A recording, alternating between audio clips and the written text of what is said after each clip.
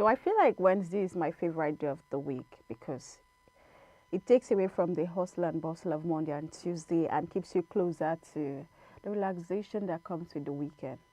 To like a popular musician would say, week will go sweet now from Wednesday you go no one. This is how I welcome you to Idea Morning Digest, and trust me, it's going to be a very exciting time. My name is Chinatu Oji. You already know what we do. We do science, technology, education, innovation, entrepreneurship. And I have my melanin popping Cynthia. If it's not popping, then it's not Cynthia. I didn't know that week will go sweet. From Wednesday go start. I'll have this in mind now. From now henceforth, good morning, Chinatu. Good morning. Here on the show, and of course always good to be in your faces, our wonderful viewers. This is the Idea Morning Digest, and like Chinatu said, we bring to you wonderful insights, forward-thinking conversations that shapes the world. And if you like what we do here, we want you to follow us, send in your comments, send in your ideas, your thoughts to us at ideatelevision@gmail.com, and of course via email at ideatelevisionlimited@gmail.com. What did I just say? Okay, our social media platforms are Idea Television, and then our email at ideatelevisionlimited@gmail.com. Yes.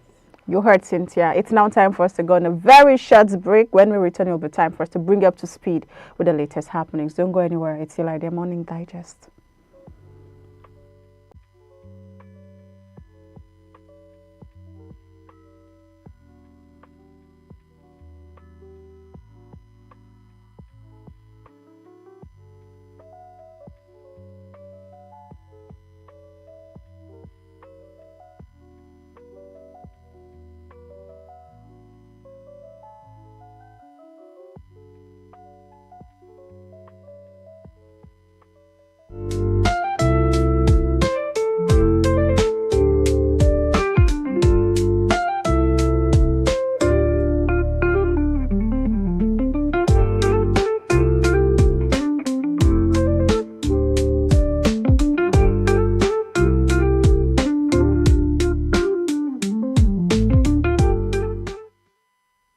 Welcome back, and thanks for staying with us. Now let's dive into today's biggest stories from Nigeria and beyond. I'll leave that with Chinatu to start. First story here says federal government moves to end strikes in tertiary institutions.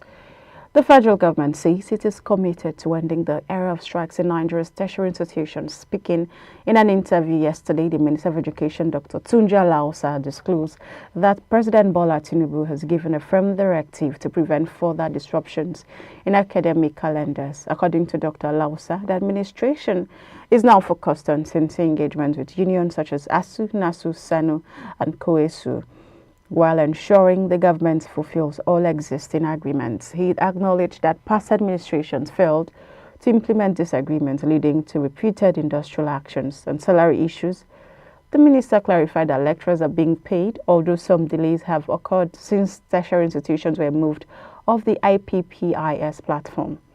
They now operate under the Give Me system for better fund management.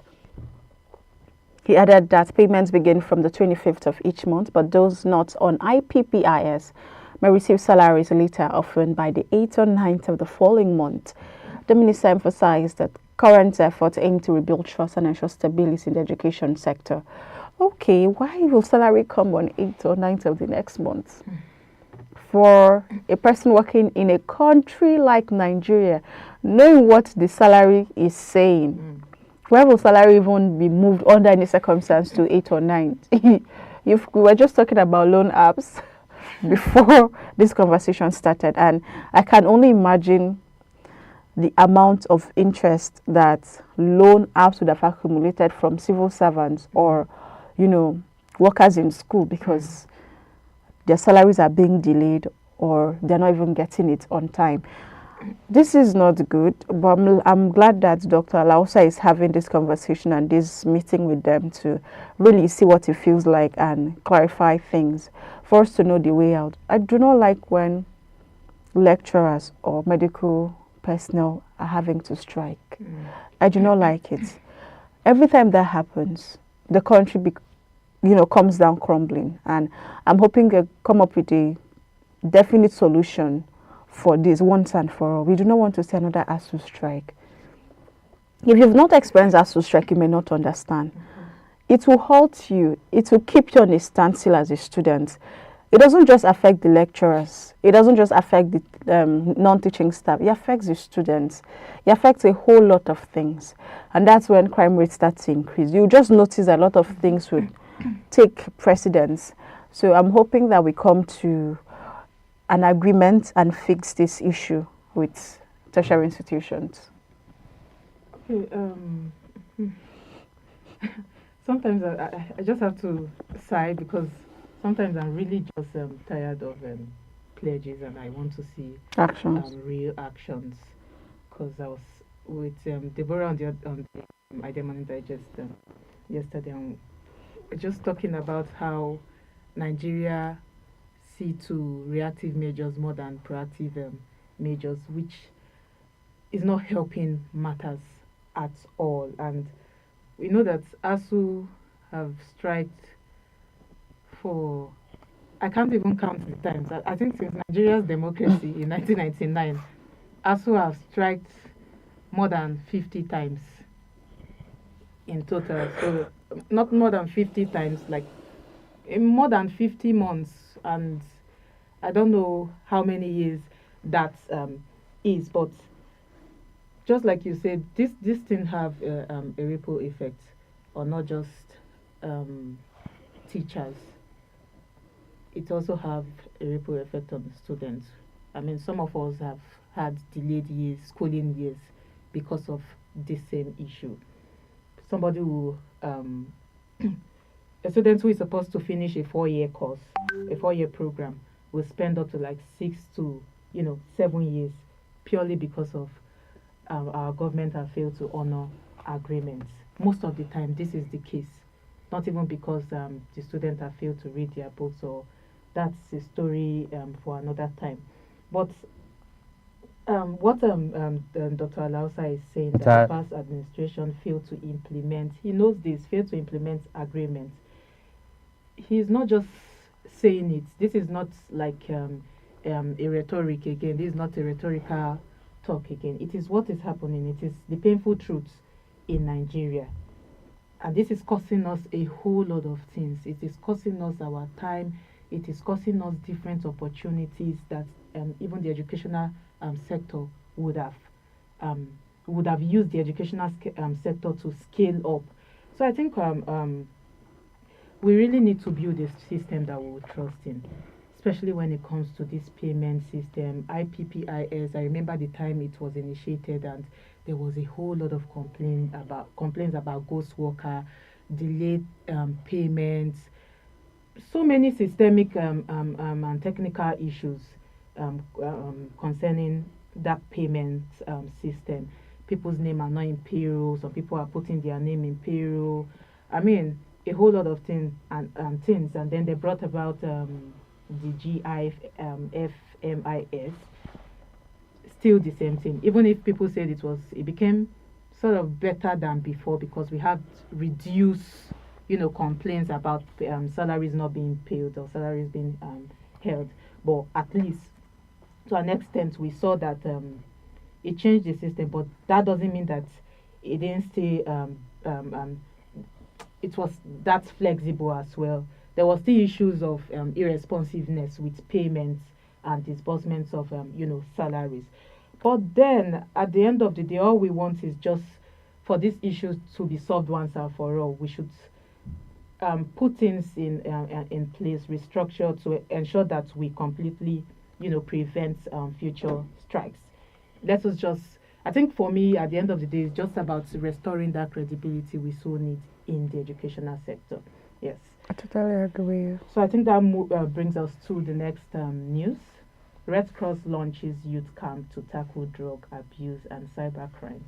The Nigerian Red Cross Society Lagos branch has kicked off its annual youth and leadership camp, an initiative designed to combat rising social vices such as drug abuse and cybercrime among young Nigerians. The 2025 edition, which began yesterday in Lagos, also marks the 60th anniversary of the campaign program.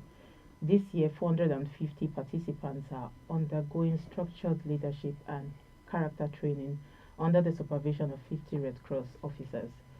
The week-long camp integrates mentorship, behavioral change programs, and security awareness with a focus on steering young people away from substance abuse, internet fraud, and other forms of deviance. As part of the opening ceremony, the permanent secretary of the Lagos State Emergency Management Agency, Femi Oke Osanyitolu, was decorated as Red Cross Humanitarian Ambassador for his contributions to disaster management and emergency preparedness in the state. The camp aligns with broader efforts by Lagos State to strengthen youth development and public safety, including plans to establish Nigeria's first Institute of Disaster Management later this year.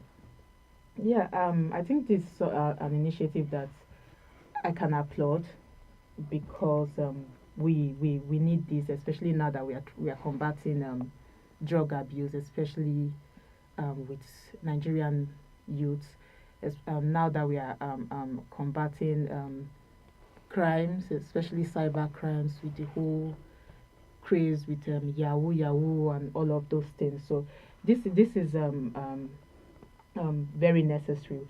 But I think we need to ask ourselves that harder question: how many camp do we need to put together to see or curb the end of this menace in our society? We must ask ourselves that. Not like this is not a good step. It is a very, very, I started off with saying it is a very, very good and necessary step. But to be honest, 450 youths in one camp. Realistically, this is just like, it's not even half of our youthful population in Nigeria. But then, I just want to choose to look at the brighter side of this. One step forward is a step in the right direction, and it's a welcome idea. And like they always, how is the saying again? One man can change the world. So I believe that 450 youths, if trained, can go back to their society, can go back to their communities, can go back to their homes and churches and whatnot to teach other people what they have learned. But then, at the end of the day, we stakeholders, the government, needs to see that some of these things that causes these social vices, that causes these social deviances, needs to be put in place. And what I mean by that is that we need to put in place, we need to create jobs. We need to train people, youth, in other useful skills. We need to, other vocational skills as well. We need to train our youth. We need to create that enabling environment for our youth to thrive. Because when you train somebody, you train these 450 people, and then they go back to nothing. What would they make of that? It will lead you into desperation. It will lead you into frustration. It will lead you into depression. And then you want to, some of us left home to feed home. So when you do not see anything that is going to help you thrive, that is going to help you propel, you want to go back to the street again and look for any means to get something to hold on to or any living. So I think they have it as a responsibility. The government stakeholders have it as their responsibility to ensure these things are put in place. We need to tackle this issue from on the ground. Okay, so I'll speak first as a member of the Nigerian Red Cross Society. And camps are one of the things that we do. So what happens is every state organizes camps. So while we have 450 in Lagos, if you go to Imo Red Cross branch, you'd see that they also have their own camp. And so the point of all of this is usually to see that youth who are members, because the camp is only for the members of Red Cross. Others can attend, but really the camp is to train people who become responsible. Remember that one of the core values that we're told to, keep is impartiality, is to be honest. And so when you raise young people in that light, these are the people who go into the larger society and mix up with the other crowd. And so, like when you said 450 youths, is it going to go across? Yes, it can go across, because I'll come back and tell my sister, I'll come back and tell my friend, this is how to be. So what I'd like to even say is that we should become a more enabling environment for things like this to, thrive. Before now, we would have many organizations calling on Red Cross to train their people on disaster management, because the truth is there are a lot of things that happen. Somebody can just pass out in the office and nobody knows how to resuscitate the person. Fire can just happen and nobody knows what to do in that case. This is where the Red Cross people come in, fixing that disaster, helping people to manage it at the basic level before getting the doctor arrives.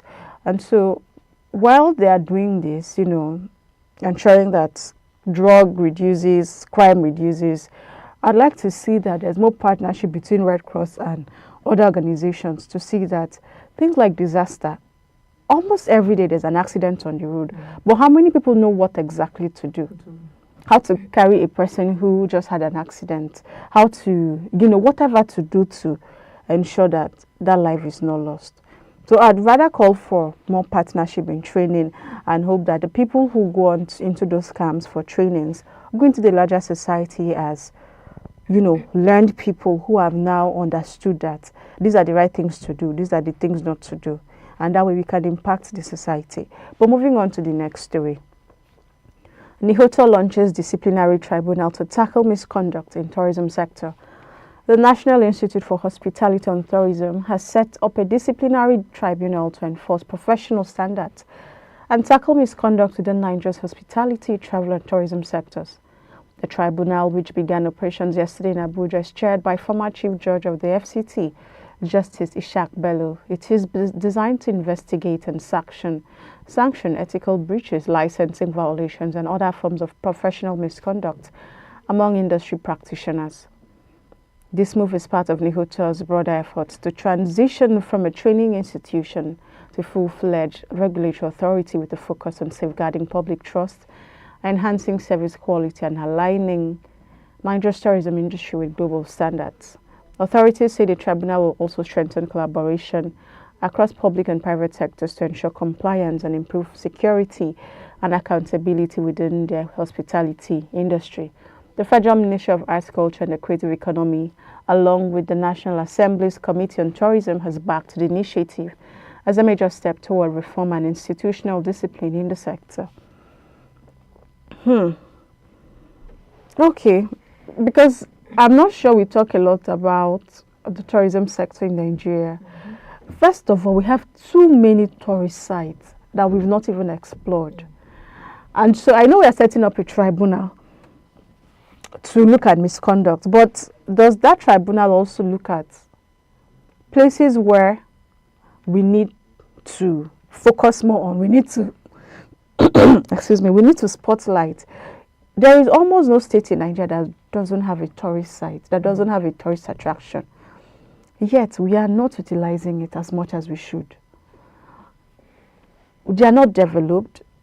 They are not, the ones that are even, working are probably not managed. So I understand why this disciplinary tribunal is necessary. But can we also spotlight those places where they're supposed to bring investment into, we're supposed to attract more money, we're supposed to attract people into the country? Because it's fine to always travel out and look at other countries. Every now and then we want to visit Dubai, we want to go to the Maldives, we want to go here, we want to go to the Santorini. But we have some of these things here and we are not exploring, we are not utilizing. So this is me calling out. Let us also look inward. Let that disciplinary action also involve fixing what is bad in the sector and utilizing what we already have.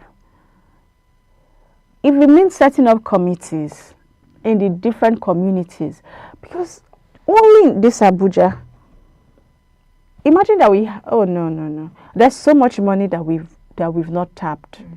Money is not just in agriculture and oil and gas. There's money in the tourism sector. We are just not tapping enough.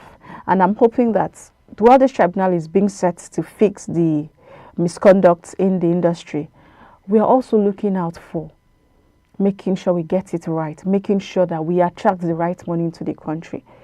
When this is done, you can be sure of more jobs, crime rate will reduce, you can be sure of more money coming into the country. So, yeah, Janet, one thing about law and regulation is that it helps put things in order. Yeah. So when we are talking about law, when we are talking about regulation, it's not laissez-faire, or how they say it in law terms.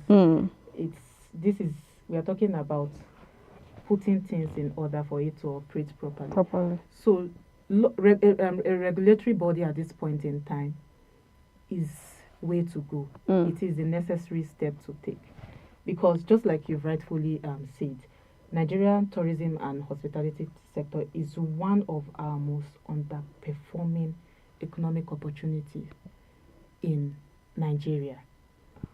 Far too long we have been looking. Are they even looking at agriculture? We have been, all attention has been focused on oil and gas, but we don't know what tourism can bring to a country. I mean, take countries like Brazil, take countries like Thailand, Bali, take countries like, and most recently in Africa, Morocco is doing wonderfully well. Yeah. And Kenya almost too. everybody wants to travel to Morocco. Almost everybody wants to travel to Kenya, and even Ghana is doing very well with tourism now. So what we have been lacking since is that we have failed to put things into perception and professionalism. We just take things for granted. If we're even talking about tourism, we are not just even talking about just look at the state of Obudukatu Ranch. Lack of proper maintenance. Like the neglect is very obvious there, and that is what is happening to most of our tourist centers. Simple to even reserve centers and conservative centers, just right around corners in our cities, in the cities we live in. It's in deplorable states. It's not a good sight at all. So I think the story has to change that. This is why they have come up with this. Nyoto before, I know it as where they used to, people that are interested in hospitality business and a lot of this stuff go to train and get certificates and all of those things, and get certified rather. But this time around, they are stepping in with law, and law is going to bring order. Law is going to cover that gap. We are going to shift the whole thing. But where my own unpopular opinion, like I always like to call it, will come in is when we fail to, is the incompetence that most regulations in Nigeria come with. The lack of, I don't know how to put it, but then there's always no follow-ups. So there needs to be follow-up. It's just instantaneous. Yes, if you are in the hospitality center, you need to go for some compliance checks from time to time. You need to, and they need to go for how do they call inspections. Nihoto need to go for inspections and see if your hotel is in deplorable state, if your hotel is not fit, is not up to standard, they need to bring it down. So things like that, or give you a penalty that will make you want to meet up with what you should, with demand. So I think anything that can stop us at this point in time is bureaucratic interest. But without that, I think this is way to go. We can use law to put order, because I think this is what most Nigerians like. We like to be told something, so we can do it. But yes, let's move to the last news. Ogun enforces anti-open grazing law. Violators face jail and cattle seizure. The Ogun state government has issued a renewed warning to herders and cattle owners, emphasizing strict enforcement of the state's anti-open grazing law. Under the Animal Grazing Regulation and Cattle Ranch Establishments Law enacted in 2021, herding or grazing livestock outside designated ranches is prohibited. Violators face a mandatory jail term of at least 3 years without the option of a fine, along with confiscation of their livestock. The warning follows an increase in reports of herders obstructing traffic, invading farmlands, and destroying crops across the state. Authorities say these acts breach the law and will no longer be tolerated. The state government reiterated that while herders may operate within approved ranches, any open grazing activity will lead to immediate arrest and prosecution. Open grazing remains banned in Ogun State. Hmm. Ogun State. I think we've seen this sometimes earlier this year. Yeah. Yeah, Ogun. I think this time they are making it. They are enforcing the law strictly, and it's a good thing. This is not to say that cattle herding is not. They are stopping cattle herding, but these things should be done in grazing lands situated for such things. When it is being taken outside of grazing lands, it disturbs the community, it disturbs the peace of communities. I mean, coming to work here, even in the FCT here, you see cattle on the road, you know, their dragging the feces road with commuters, motorists, that kind of thing, with their feces scattered everywhere. I mean, this is even harmful to our environment too, if we want to look at it, if we choose to look at it that way. So what is clear, what is clear here is that, just like in the other news, we must enforce, we must put down laws for people to follow, and we must ensure that people follow these laws. And I like what is brought with this. If you are going to pay a fine, or your livestock will be seized. So this is a good way to solve this problem. I really think it's a good way to solve this problem. They are not saying do not rear cattle. They are just saying it should be done where it should be done. If you go to developed countries, you don't see such things happen there. A land that is given to livestock farmers is given to livestock farmers. A land that is given to, crop farmers is given to crop farmers. So let's not go, even this crop farming too. You'll be passing along highways and you'll be seeing people planting corn close to. I mean, there's a whole lot we need to put in place in Nigeria. It's for motorists, usually just cut. Oh, I didn't know. And sometimes some of them just go, except the ones that are deliberate planting. Are you talking about deliberate ones? You see, deliberately, you see them close to the roadside, close to major roads. People are farming, like we can just go and pick lands anywhere and see any available land. Exactly, so who are the people allocating those lands to them? I think this is where the FCT... You'll be surprised that they pay for it too. Yes, they pay, obviously. Well, I will not support... I mean, I'm 100% in support of the open grazing law. Because whether you like it or not, what what we like to term Senna climbs do is that they allocate a portion of land. Exactly. They allocate places for people who have cattle to rear them there, have them graze there. That way, some of the clashes we've even had in communities, trust me, if things were done very well from the onset, people knew that, oh, this particular place is for grazing, this side is for farming, here is where people live. These are very simple things that we could have just done to check boxes, and we won't have to start dragging farmers' herders fights today, clashes here and there. So I'm 100% in support of this, and I know that since Ogun is really putting their leg to the ground to get this done, other states will follow suit. No, we are not saying do not graze. We are saying let it be done well. Sometimes we want to, you spoke about how it is now inconvenient, but do you know that even in the smallest of roads, just to cross, you just see that you're dragging the road with cattle. And you have to hold on. The patience you never have for your fellow motorists, you have to hold on for cattle to pass before you can, get your way. This shouldn't be done. It shouldn't even be. It shouldn't be. I remember one day I went to some place in Otakwan. These cows blocked the road. It was so bad.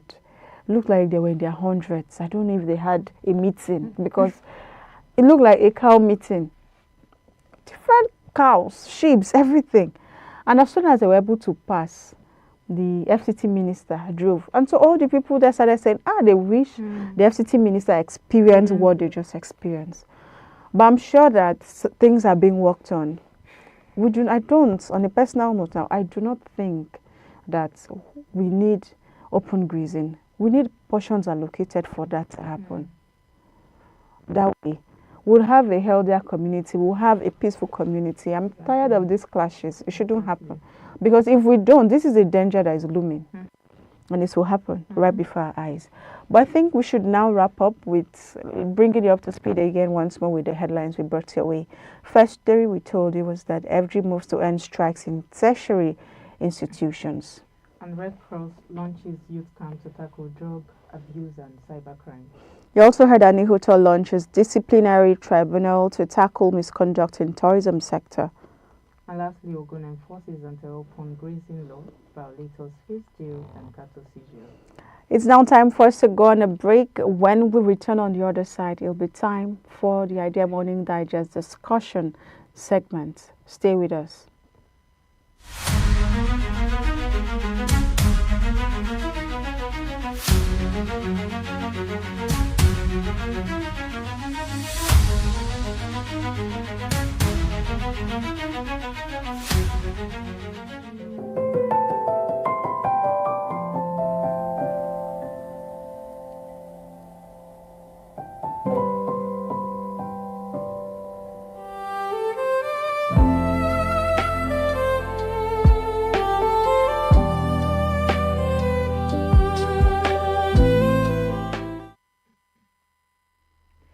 Welcome back. If you're still watching us, this is the Idea Morning Digest right here on Idea Television, your breakfast companion for timely discussions. Yes, and this is what we are going to be talking about today is especially close to home for everybody, for whether you're a student, teacher, a parent, or even an employer.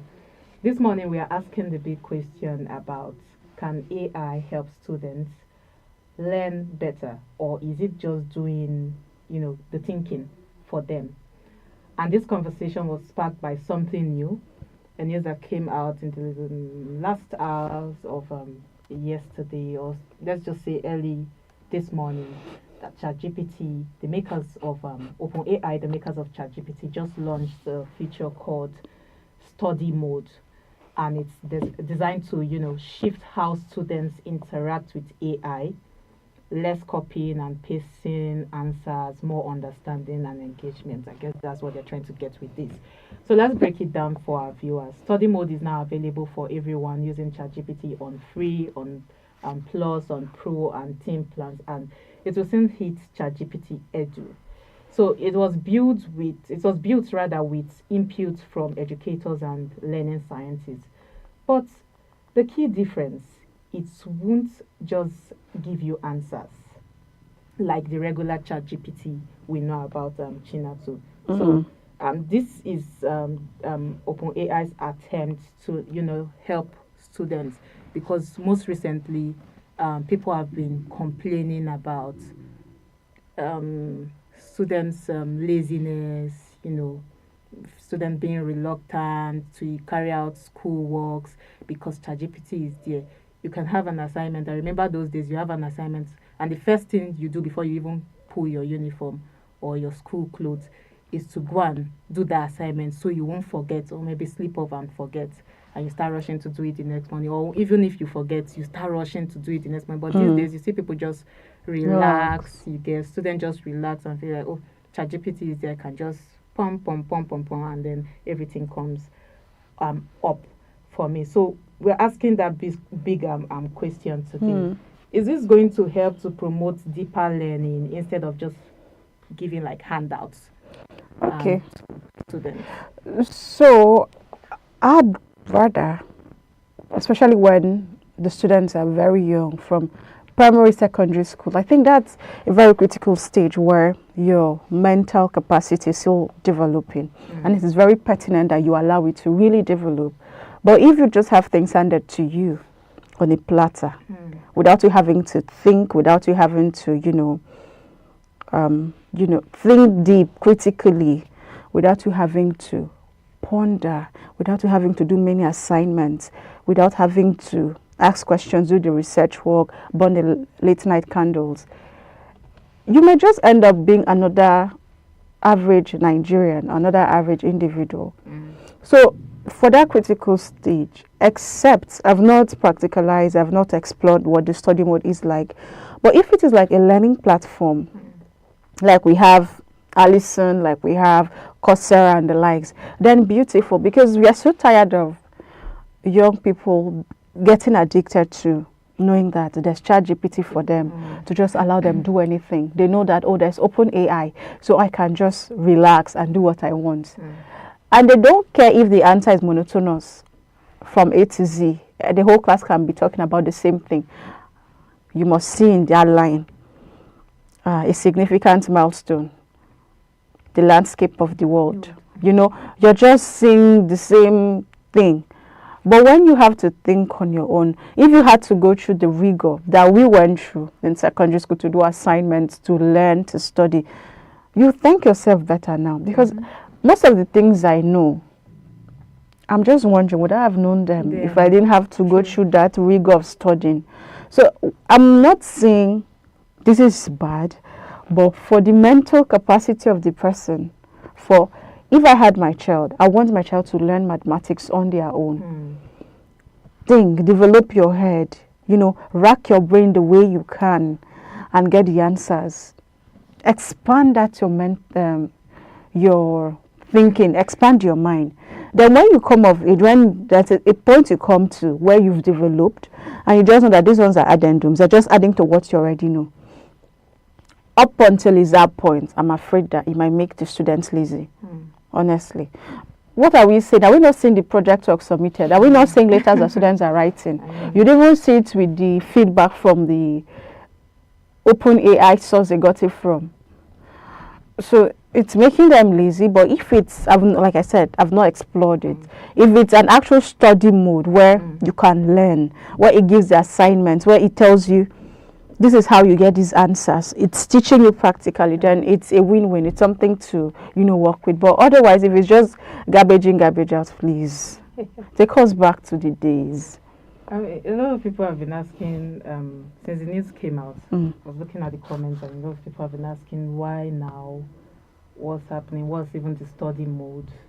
Is it not going to still give people same thing? And but ChatGPT, OpenAI is saying they are positioning it as a tool for education, and that the study mode takes a more intentional stance instead of spitting out, you know, solutions, answers to most of students' questions. It will just, you know, give the students that nudge, like ideas. So it's going to be more like just like back in the days. That's not even prevalent like before. I know some people still have lesson teachers, but I do not really see a lot of, because I remember after secondary school, most of our first jobs was lesson teacher, becoming lesson teachers and teaching other, you know, students. But these days I'm not really seeing that. So I guess that's what ChatGPT, OpenAI is trying to do with this added study mode to ChatGPT. They're saying that's what I understand from this, that it's going to stand like sort of a lesson teacher. But since it's existing on your ChatGPT platform, so why will I go to the study mode when I can already just get the answers directly? According to them, why now people are failing, teachers are complaining. I was guiding somebody in writing her project, and she gave it to somebody the first time to write for her, and then she told me, I said, why are you bringing it to me now to guide you? She was like, the first one that was written for her, she paid money for it, that the teacher said the person copied from ChatGPT. So I was like, okay, how did the teacher know? Because just like you've made some instances with the word choices that ChatGPT, most of these open chatbots tools uses. I think people are seriously familiarized with the word choices. Significant milestone. All of those things. So I think they said it wants to help adjust that. It wants to help, you know, it's designed to help to align with human values. I don't know how that is going to play. I guess we are going to just wait or try it out since it's coming out soon. I'll check my phone if it's already there, because I checked this morning and I've not seen it added yet, but it's going to be added soon. I guess maybe before the end of today. And let's see what they do with that. But why? Let's talk about why this matters in Nigeria and Africa. let's bring it home a little. In a country where, our public schools are underfunded, we know the student to teacher or teacher to student ratio in this school is very, very poor. One teacher to up to like 200 or over 200 students. Yes, that's our case in Nigeria. And then AI could be a tool if we want to look at it from another angle. To make up. Exactly. What if some of us, we have different level of comprehension. Some of us, because there's something like most of our educational, we do not really practice in the educational system, this specialized learning, exactly. Then in secondary school, we had special students. So after we must have taken like maths and English and most of the general courses together, subjects rather together, then these special students will be separated from us, not like separated based on their segregating them, but we know our capacities. They'll be separated and then they'll be taken to their own classes, and then they have like, and it helped them a lot. But these days, is there much attention paid to students? These are some questions we are beginning to ask ourselves. And since the evolution of technology and all of these AI tools, we can say some of these things can help if we use them in the right way. I always talk about how we utilize these things. So I think it can sort of help if we use it. Can stand in that gap between teachers and students. Yeah, I think it can stand in the gap, but then there's a place for balance, like you said. Very well, we had special students. And the segregation that actually happened, because I remember, as soon as you said, I remember that there were people that we used to call Baba Zero, Mama Zero, because they were dull. So you may not have noticed it, but the other students bullied those students, those categories of students, because after class they'll say, Gabriel, stay back, Ines, stay back, and then the teacher is teaching all over what they taught. Helpful for the student, but killing the child's confidence, because the teachers were not even equipped enough to tell us, no, don't do this, don't do this. They taught us to shame those ones. Subconsciously. They won't tell you outrightly, tell them. But I know we were singing Baba Zero, Mama Zero, and thinking about it, I feel very bad. So imagine that there was something like ChatGPT for a child like that. The child will call back, knowing that tomorrow I'll use ChatGPT to pass. But then where I'm going with this is the fact that it didn't mean that child is no longer dull. The child is still dull. The child only escaped the shame that would have come from that environment. So if there is a way to guide, because even the teachers these days, they use the ChatGPT to prepare their note of lessons. Remember how note of lessons those days, teachers will have to stay back after school, sit down to write with their books and pen, and it was a rigorous process. But this is even also rely on open AI to do those things easily and faster. So there has to be balance. But I'm just afraid of the fact that over-reliance can make critical thinking redundant. It can become thwarted if we are not careful. And that's what I do not want to. It is how to create that balance now for the students. Students may not know where to draw the line. Because I'm ashamed of you telling me Mama Zero. I'm ashamed of you shaming me as a teacher. And I want to be in your good books. And so I can tell you I'm on study mode, but I'm not on the study mode. I've gotten the answers and I'll come back to school. And you too. How would you find out? 1 + 1 everywhere is 2. But I didn't know it by myself. So if I don't know how we would be able to get that balance to avoid that instant gratification that comes with knowing that, yes, I got these answers. Even the teachers, can teachers be trained on open AI use? Can we now have, we're even going far, in the rural communities, do they even have access to computers? Do they have access to things like this? Because I remember how there's usually this argument about students in private schools are more intelligent than those in, students in government schools are more intelligent than those in private school. But the only way we were able to thwart those arguments, our was usually at the debating ground or during competitions. So you would see their Jebo versus Ikpako, and you would prove it. You would prove it there.